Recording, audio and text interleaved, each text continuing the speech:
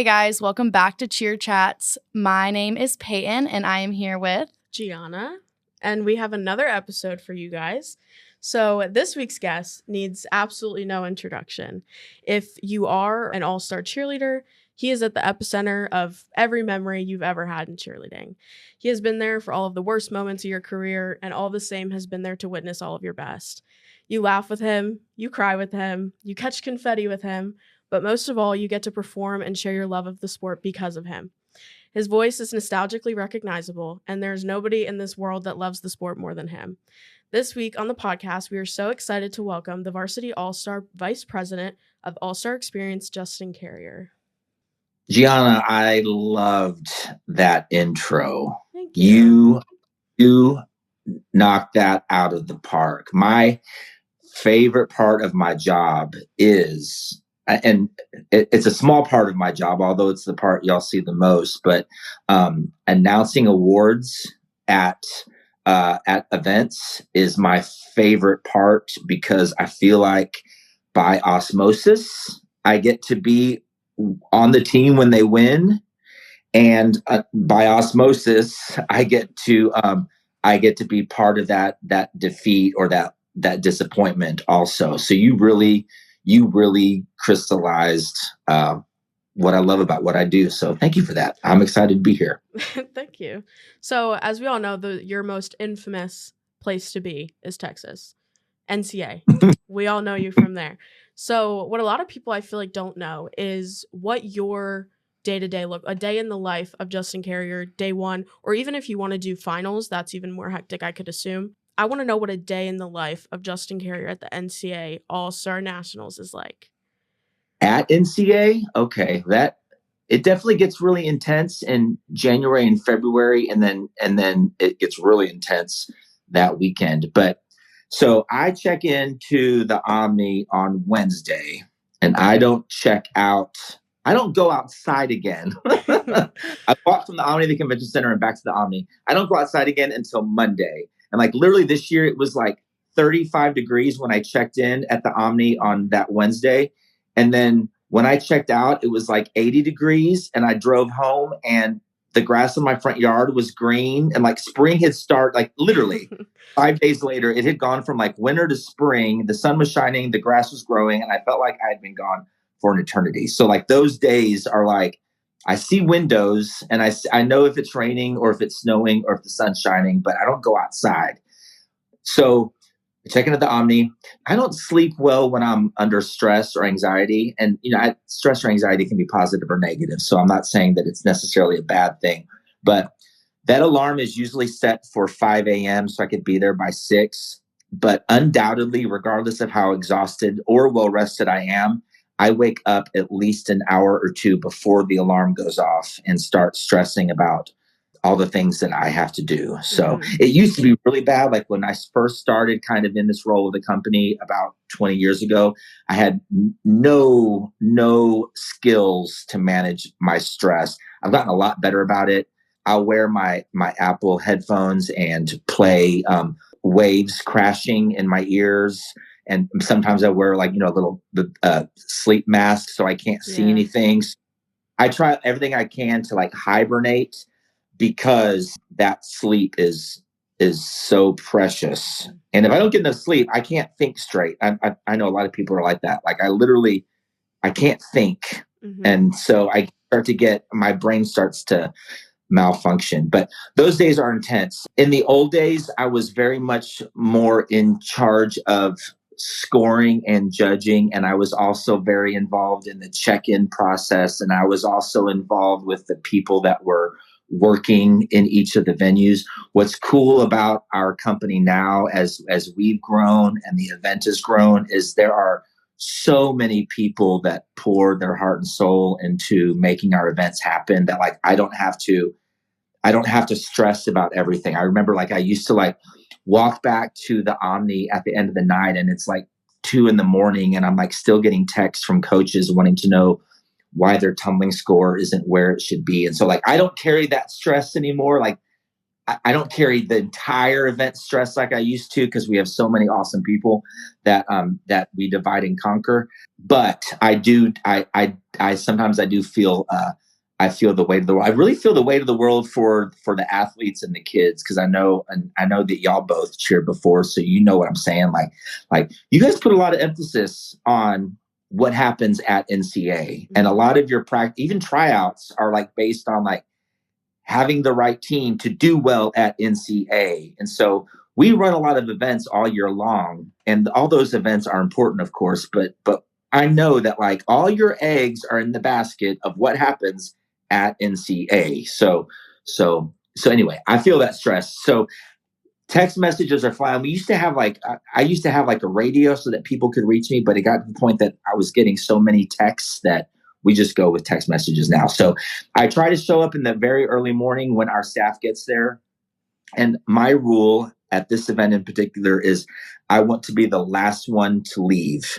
And so, if the venue starts shutting down at 9 or 9:30, those groups from each venue, the hall gets together, the staff, and they talk about what went well, what they could do better.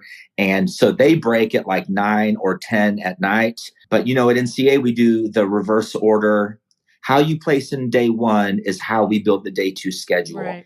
We've got to wait for that AccuScore window to close, and that AccuScore window is when the coaches come and ask for reviews to get their scores finalized. And so Saturday night is a late night every year, because we're waiting for the scores to get finalized. And once the scores are finalized, the rankings are done. And once the rankings are done, we can build the performance order for finals. And then once we post the finals performance order, then we wait for coaches to let us know that they've got crossover conflicts. And so it's like 1 or 2 in the morning on that Saturday night where we're hopefully getting done as that schedule for Sunday is confirmed. And that's really where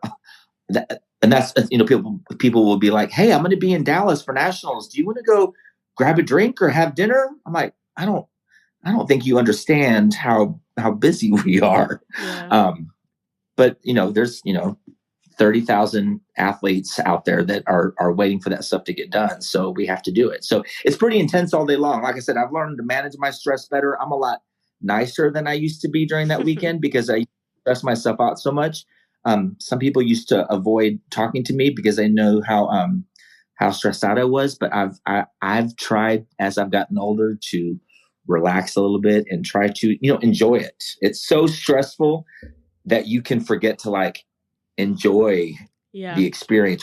As an athlete, you're probably nodding your head and thinking, yeah, that's about right. Like it only happens once a year. So instead of like rushing through it, like waiting for it to hurry up and be over, like let's experience it, enjoy it, and hug the people that we want to hug and do the things that we want to do. Yeah. And you also kind of touched on it, what you were saying, but obviously a large part of your job is cultivating that experience and the atmosphere that you were talking about with these athletes and coaches. And so I wanted to know, has there ever been, because you mentioned like the diagnostic, you do like a breakdown of what went well, what went wrong.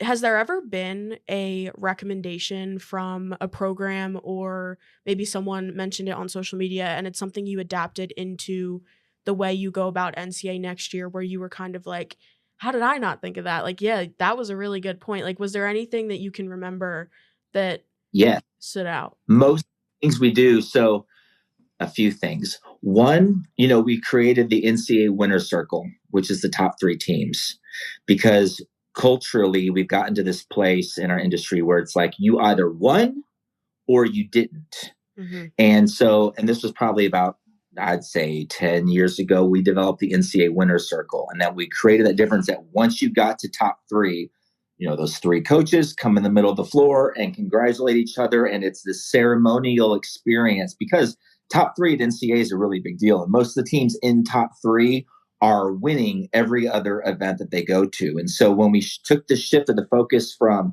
national champion, which is inherently special, and made it to top 3, that helped a lot more teams feel successful. It wasn't win or nothing. It was, hey, we made the winner's circle. Like, hey, we didn't win this year, but we were in the top 3. We're the bronze winners. Mm-hmm. And I've seen that was a suggestion that came from a gym owner about how hard it was to come to NCA and not win. because they're so used to winning. The other big change that we made was the way we give out world's bids. In some divisions, we have a guaranteed world's bid in that division that is pre-calculated. And somebody brought up, it's like, hey, Justin, if you already know that the second place team is going to win a world's bid, why don't you announce it then instead of waiting till the end of the day? That way, it's obviously it stings to get second when you were hoping to win, but getting second and getting a paid bid to Worlds from NCA at the same time makes that experience a little bit more fun and gives that team some more attention. So we specifically switched the way we did Worlds bids like that to be able to enhance that experience for like the non-national champions when it could be. Yeah, and correct me if I'm wrong, but I think the medals were also somewhat new of a difference, because when I was on Lady Luck's in 2022, we placed second, and there was like a glittery like silver, and I know like now I'm pretty sure the medals changed and it's like gold, like it's actually gold, bronze, and silver. Yes, yeah, and that was part of that kind of winner's circle initiative of recognizing top three and building some equity in that and some prestige in that. Yeah, I'm happy that I feel like a lot of the time people think that all input is bad because it's always a critique, and I think that's where we've kind of lost sight of like the constructive criticism aspect, where it's not necessarily like, like Justin made us lose, whatever. Like it's not always accusatory stuff, it's like Right. some of the stuff that's recommended are for the better, and so it's good to hear that there are some things as well. Almost all the feedback. I mean, of course, in any business, you have to listen to all the feedback, and some of it's not going to be constructive and some of it is, but our goal will always be to continue like evolving the process and the experience so that athletes can appreciate how special it is. Yeah.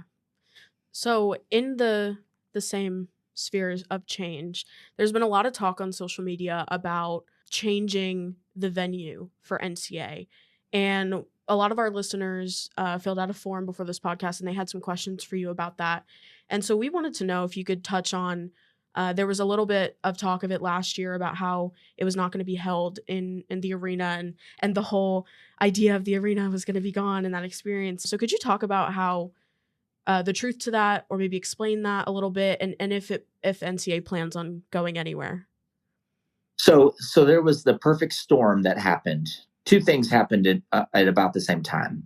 One, the convention center announced that it would be going under construction in future years. No convention center would shut down and then rebuild and open up 3 or 4 years later. So the idea that the convention center isn't going to be there anymore and all of these businesses that go to Dallas have to go somewhere else like that, that's not practical in the real world. The plan has always been for the convention center to start building new and then tear down, or some of it would go under construction and start build. Like there's always going to be space through the transformation. And once the transformation is done, I can't say this officially, but the convention center will include pieces that have always been there, and they will include new parts of the building, and it will be bigger than ever. But they would never go offline to the point that we'd have to go find another home because we were homeless. So FY, like in business wise, it would never make sense for a city to shut down its convention center while they remodeled it. That's one thing that happened. At the same time, in most of the major cities we're in, event producers have like contracts with the city, and those contracts are about 4 or 5 years long. We have it in Daytona, we have it in Dallas. That's the norm. So the 5-year contract we have in place is also expiring. So what that means is, and what we do every X amount of years, 5 years or so, is take our event. Hey, we run NCA All-Star Nationals. This is how many venues we use. This is how many athletes we have. And so we shop it out to the cities and we send it out and say, if you would like to put in a bid to host NCA Nationals, or in the other example that just happened is NCA College Nationals in Daytona, here's the event. And so what happened was the convention center announced its construction. And then, as we do every 5 years, we put out a bid to host NCA. And then some people went on the internet and said, oh, wow, so because of construction, they must have to move. So NCA is looking for a new home because construction's happening. And then sent out a few tweets, and then the world blew up with everybody getting confused about what was happening. So full transparency, we are moments away from the contract with Dallas being signed.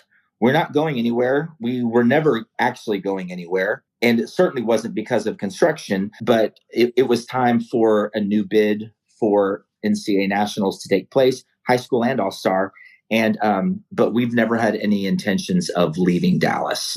I mean, I assume if there were a great opportunity, if somebody bid something really, really awesome, we would obviously strongly consider it. But our goal is to stay in Dallas, and are thankful that continues to be the best offer on the table. And so we're excited about that.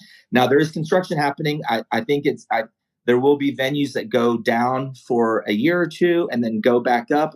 It's going to start changing what it looks like, and I think we're going to have to start getting creative in the flow and what venues we use and all of that. But we're never leaving Dallas. The arena is here to stay.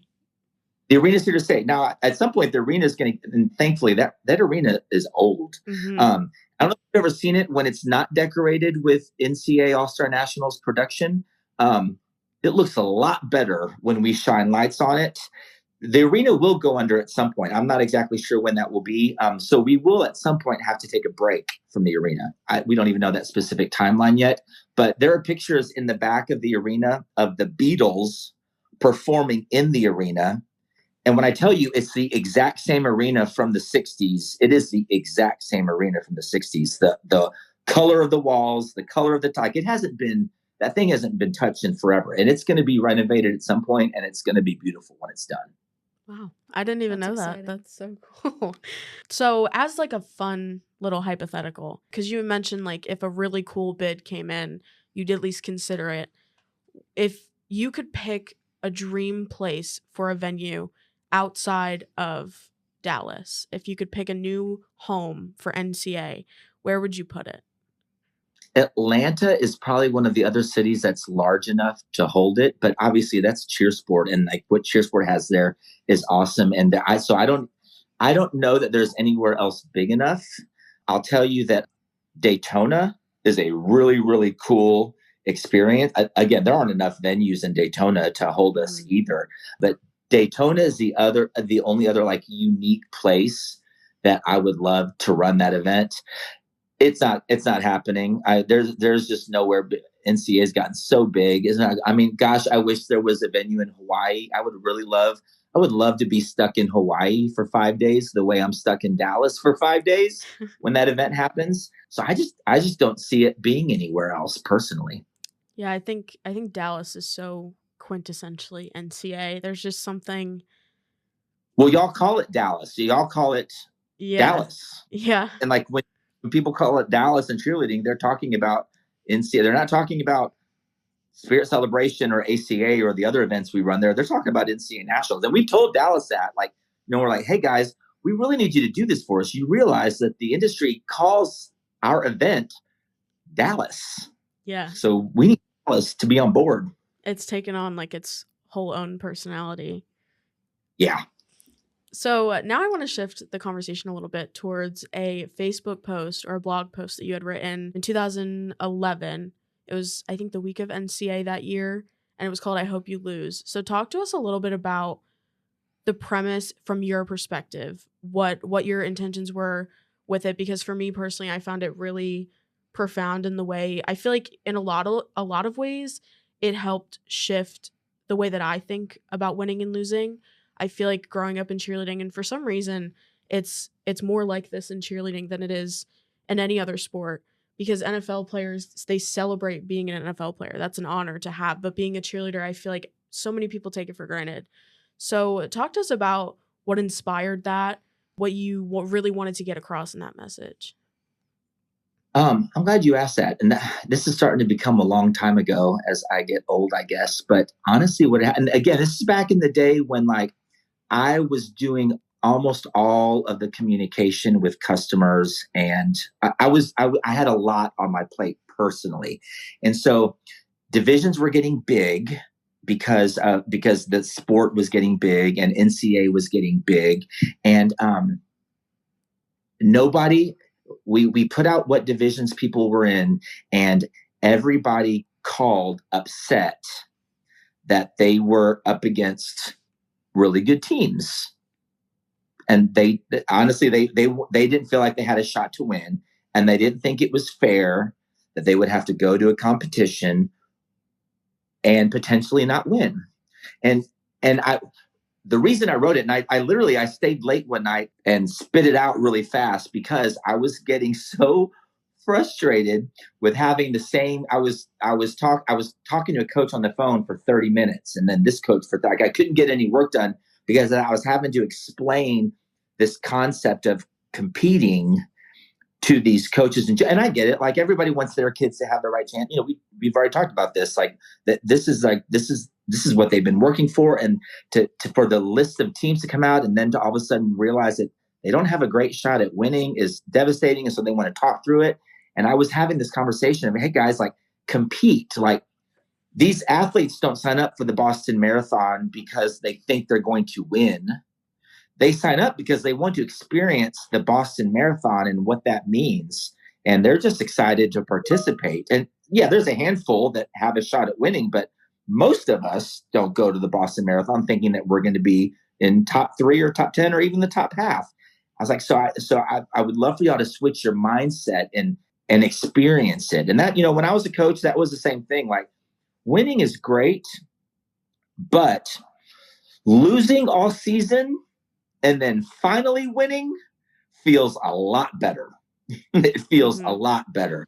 And so, and honestly, I was so frustrated that I felt like I was having that conversation over and over that finally I just stopped one day and just like spit that out and posted it. And honestly, I didn't even ask permission if I could post it. I had a few people tell me that I kind of crossed the line and should have been more customer friendly, but it was like my Jerry Maguire moment. Like, I felt really strongly about this. And I there are so many events that are about winning. I didn't want NCA to be about that. Mm-hmm. I never wanted NCA to be about that. Yeah. A lot of what you said resonated with me. I think one of the quotes from it that's something that I carried for a long time was when you said, as a coach, I always make sure my athlete's technique is so flawless that it'll never be questioned by a judge. And it reminded me of when I was at Cheer Extreme and I was being coached by Courtney Smith Pope. And one of the things that she said to me that was kind of in the same likeness was that the best thing you can ever be for competitions like this is prepared. If you know what the arena is going to look like, you know what your routine is, you know what you're doing in your routine. And if you drill those skills over and over again, you're going to be prepared. And preparation is the way to success. It's not putting out the hardest routine or the best routine. You do that because you're prepared. And so a lot of that part of what you said really resonated with me as well. That's awesome. And you're right. And that magic doesn't happen for the first time in finals. Like, that's all stuff that you've got to prepare and study for and execute in practice. So it becomes that much easier. That's where it sounds cheesy, but that's where the winning really happens is at practice. Yeah. And it's also for anyone listening, like, I think one of the best pieces of advice I could give is throughout the years that I've been a cheerleader, know your score sheet. That's the key to success. I feel like a lot of athletes don't think that. They think the score sheet is a coach's problem and it's something the coach should know and understand. But if you, as an athlete, know your score sheet, you understand, this is why I lost. I used to have a joke with my old gym that I could predict our top 5 of every competition we went to because I was the only one that had read the score sheet and went over it. And so I knew, and they were just like, how could you tell? Like, so-and-so had deductions or whatever, but it's like, oh, so many elites were done in this and that. And so for anyone listening, I do want to emphasize, know your score sheet, because that is the best preparation is the best way to success. And I Hope You Lose was the best way, I think, to personify that and to apply it to a bunch of different areas. I appreciate you saying that. That makes me feel good. Thank you. You're welcome. So I wanted to also talk to you about the league and tie that in to I Hope You Lose. To me, I think rereading that again before we had you on today, it made me think about the league. And if you guys don't know what the league is, it's the point system that is run at every competition. You get obviously the most points if you win your competition, but I think you said top 5 gets points at certain competitions. Yeah, I might even go. It might even go deeper than that. But Okay. yes, you get points based on your placement or your ranking, not your actual score. If that makes sense. Yeah, and so I wanted to ask do you think, because the league is relatively new, do you think that the implementation of the league is helping contribute to the sentiments that you made and I Hope You Lose, where it's about appreciating the fact that you got to even be there in the first place? How do you feel like those two play together? Yes, I mean, I Hope You Lose is about kind of focusing on the journey and the life lessons that you get from winning and losing. The league is about that journey through the season and taking an emphasis off of what happens at one event. Because, and I'm sure you experience this, it can be like you prepare all season long for NCA and then NCA goes well or it doesn't, and then that defines your entire season. And the idea behind the league is have a great season. Like it shouldn't just end up being about one event. You could be second place all season long in your division and be beat out by a different team every week and never win, but also be the best team in that division because you got second every single time. And so what we want with the league to do is to show us not who had the best day or the best weekend, but to show us who had the best season, that you can look back and be like, we had a great season. And then all of your eggs aren't in this basket of you live and die by how you did at this one event. It's like, wow, like we had a great year. And the same thing could be said for like summit bids. A lot of times teams go to an event, they're like, they didn't get the paid summit bid, so the whole event was a wash. It was pointless. What the league's trying to do is to put the emphasis on what the entire year looks like. And so athletes and coaches can remain engaged and excited and not have their entire experience hinge on one moment. Yeah. And I think that's also kind of, it's moving cheerleading more in the realm of like other sports, in the sense that like in the NFL, like you have the AFC championship, the NFC championship. Just because you don't win the Super Bowl doesn't mean you still didn't win those things. And in Major League Baseball, you have AL, NL, Central, West, all these different types of accolades. So I think that that's also helping move the industry. And if you agree, let me know your thoughts. But I think it's helping move the industry towards likening us to these other sports in a way that's palatable and understandable to people who are not understanding of the world of cheerleading. Yes, and specifically the scoring system. One of the issues with our scoring is it's so complicated that a parent up in the stands doesn't necessarily understand. They don't get elite level appropriate skills. I mean, they understand a fall, obviously, but there's so many intricacies to our scoring system, but they understand a points race. You know what I mean? Yeah. They understand place, you get 600 points. Like that math you can handle. And so it is about the legitimacy of the industry long term. Yeah. So the other aspect of NCA that I wanted to talk to you about was the non-tumble divisions and their involvement in the Grand Champion conversation. There have only been a couple in the last couple of years that have technically outscored other tumbling divisions, but I feel like a lot of the chatter from this conversation have never been official, and it's never been from someone who actually has an answer or an input on it. And so I was just wondering if you'd be willing to talk about why these teams technically don't get recognized as grand. So if you could just kind of touch on maybe that topic. Sure. So let me back up and say, we've always done 20 years ago, Grand Champion at NCA was for the top scoring team at the event. And then we introduced levels, right? We used to have novice, intermediate, and advanced. And then we had levels 1 through 5, and then 1 through 6, and 1 through 7. So Grand Champion. So when we introduced levels, we added Herky High Point for level 1, level 2, level 3, level 4, level 5, level 6 junior. And then, but we always kept the grand champion what it was in the beginning, the highest scoring, most elite divisions at the event. And so I'm just taking you back so you can see how we got to where we are, right, and not why where we are right now. So we had Herky High Points for all the levels, and then we had Grand Champion for the elite worlds divisions. And we had coaches of I think level 4, level 1 year Cali Blackjacks in level 4. They technically outscored the world's team that got Grand Champion that year. Mm-hmm. So they asked the question, we had the highest score. Why aren't we Grand Champion? Why are we just Herky High Point? It's well, because at this event, and this event only, not saying this event only, but this is the standard for this event, is Grand Champion is for the most elite worlds divisions. Herky High Point is for the other levels. Because at level 6, it is the most elite skills performed by the most elite team. So we call that grand, and we call this Herky High Point. So then non-tumbling comes onto the stage, and we added those divisions. Y'all are part of that 2018. I think Lady Lux may have been. I think you were on Lady Lux, and I think they were your first NCA non-tumbling champions. So congratulations on that.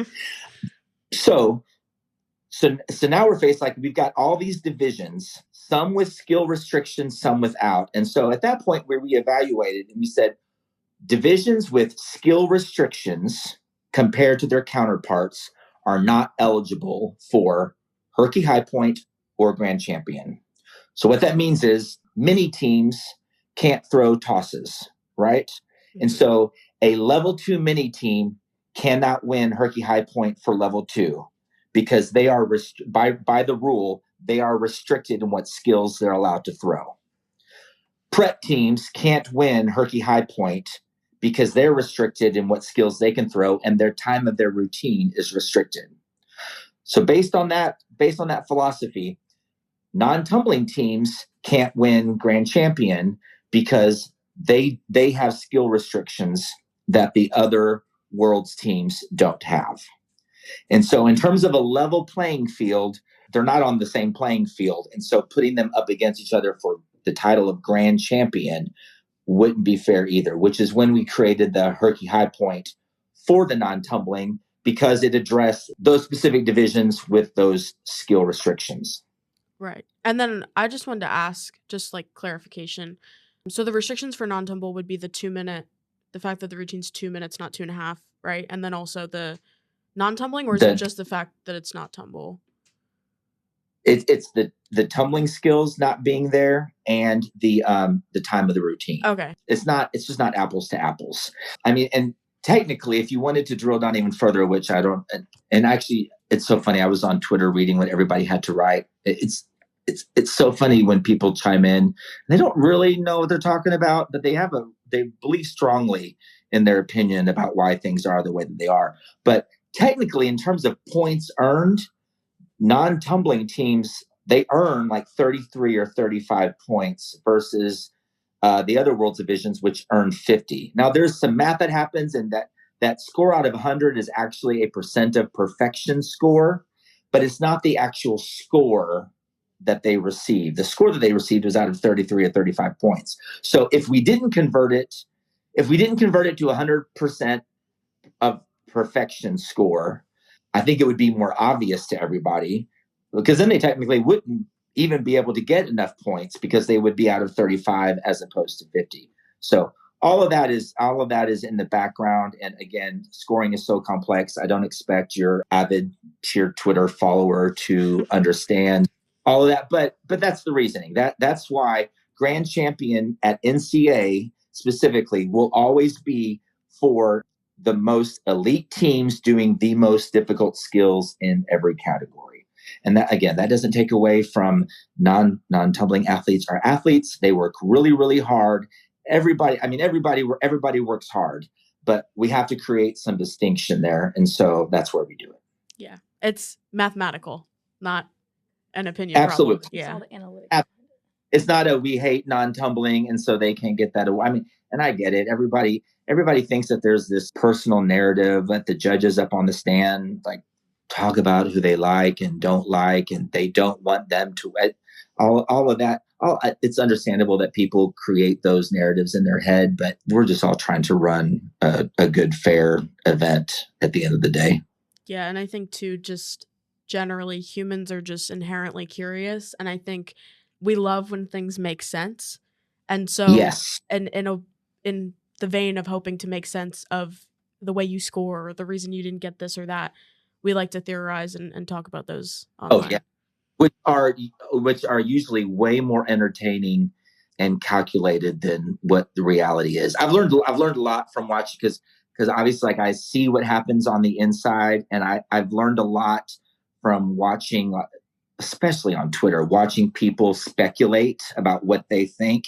And it's taught me, because I think to myself, like, oh my gosh, you people really have no idea what you're talking about. And it's taught me that, because then, like, something else will happen. Something will happen in politics, and I'll go to chime in about my opinion about what's happening. And then I'll think to myself, I'm probably just as clueless on this topic as what I'm reading about cheerleading sometimes. Maybe I'll just not say anything because I'm probably wrong anyway. Yeah. And so in the same conversation of that, this is just like a curiosity question. So I remember last year, it was the anniversary for NCA, and they did the non-tumbling division was called All Building.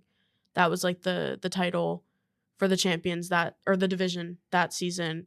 I noticed that this year they didn't use the All Building title, and so I was wondering if you could talk about if that was like a decision that you had made based on like the diagnostics we were talking earlier, where it was like that worked, that didn't work, made it more confusing. And then also, do you see the non-tumble division ever being universally called All Building? So it's funny. So, and this is a great example. You saw that happen and probably thought there was this like decision made about All Building. What actually happened was we showed up at the event, we pulled out the banners, and I said, oh crap, we didn't change it again. Like, that was a complete oversight. A complete oversight. The division in USASF is called non-building. And so that's how the division's listed. And so when we build the schedule, that's how the division's listed. Last year, I manually went through and changed it from non-tumbling to all building. And then I just forgot to do that this year. I didn't mean to call you out on that one, but no, it is one of those. I mean, I don't think anyone noticed. I didn't really see discourse on it. I just was like, huh, that's weird. Oh, I totally noticed. There was also one year that we didn't do the stairs. I didn't see it. There's like the stairs with the there was one year that we forgot to do that, and we got a lot of flack for that. I was like, oh my gosh, like people kept asking why. I was like, we just forgot. Yeah, a lot of the times it's just there's just so many things going on, you just can't imagine. But what I was pushing for was for if USASF would change that division name, or it's IASF because that's an international division. If they would change that division name, it would so automatedly it would trickle through. But because it's called non-building, every time we change non-tumbling, every time we change it to all building, it's this manual process where opens us up to make mistakes like we did. Yeah, and I think, and obviously you don't have to comment on this if you don't want to, but just me personally, I think that we should maybe shift to all building as a universal term. I feel like in other sports, like I feel like non-tumbling is defining the team by what they can't do or what they don't do. And I think all building is just a more inclusive way to celebrate that division and the things that they do. I agree with you personally, and I've pushed for that. Here's the one drawback to all building is it excludes the jumps and the choreography and the routine. Like it almost narrowly focused on building too much that it leaves out, because then we tried to just call it building. And anyway, I think all building is the best option that I've seen so far. When I've personally tried to get it changed, the pushback I've gotten is it's an IASF international name, and it's really hard to make the whole world change what they're doing, as opposed to just like advocate for the USASF domestically. So I'm with you. I think it needs to be examined and it needs to be updated.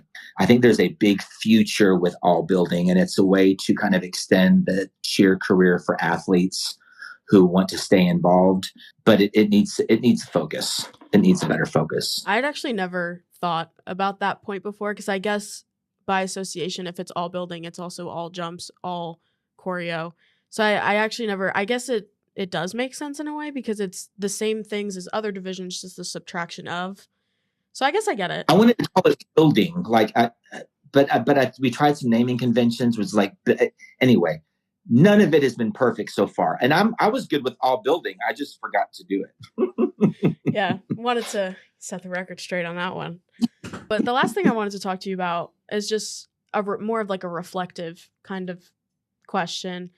When everything is said and done and like you're reflecting back on your career in cheerleading, what are you looking for to look at your legacy? Like, what's one thing that you've made personally to the sport, a change that you've made that you will always take pride in, and you go to that as a time to reflect and be like, yeah, this was the imprint that I wanted to make? So, I mean, that's kind of a loaded question. I'll tell you, like, I don't need like this industry is bigger than all of us. So I don't want my personal fingerprint to be on anything particular. I think that you also don't give yourself as much credit as you should, though. I think you, at least for the people that are currently cheerleaders, you have been a part of their experience for so long. I think this is the one time, in other words, that you get to brag.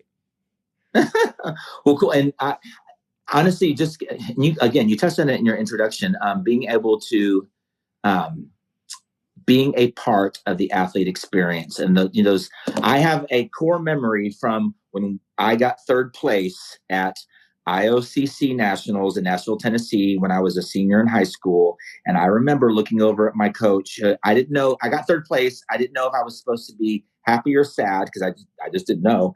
And I looked over at my coach, and my coach was so excited for us. And that's how I knew that I was excited for us. And so being a part of those experiences for athletes, again, during awards or whatever, and knowing that the significance that winning or losing or experiencing a competition or whatever, knowing that I got to be in the room and be a part of that is really cool. Because all those athletes, you all grow up and you all go on and do different things. But like, even last week, I was at a PTA meeting for the district, and this PTA from another school came over to me, and she brought a picture to me.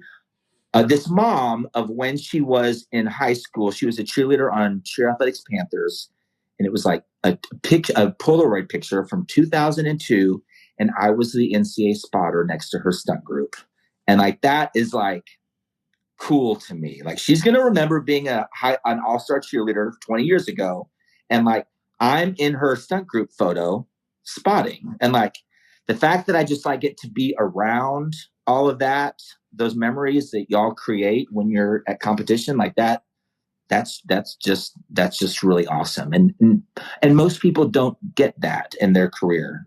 Most of my friends don't get to do what I do or get to be part of these experiences that y'all have all the time. So that's what's cool to me. Yeah, and I think also you're just so humble in the way that you talk about your experiences and the things that you've done. But I think I speak for like the entire community when I say that you are just as much up there with Maddie Gardner, Peyton Maybury, like those people that I will remember for the rest of my life, like as the icons of the industry. And if there was a Mount Rushmore, for lack of better words, your face would be up there. That's awesome. I appreciate you saying that. I love what I do, and I'm as an adult, I'm pretty blessed to get to love my job as much as I do. Most people in the real world don't get that luxury. So if that ends up being your future, embrace it, because it's pretty awesome.